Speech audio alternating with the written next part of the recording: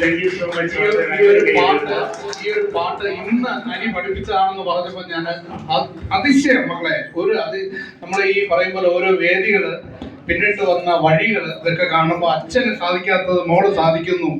ഞാനൊരു 10-30 വർഷമായിട്ട് അനിയുമായിട്ട് ആത്മബന്ധമുള്ള ഒരാളാണ്. പക്ഷെ എന്തൊക്കെയോ എനിക്ക് ആവാൻ പറ്റാത്തത് മോളിലൂടെ ആവുന്നു. മക്കളെ ഒരുപാട് സന്തോഷം കേട്ടോ.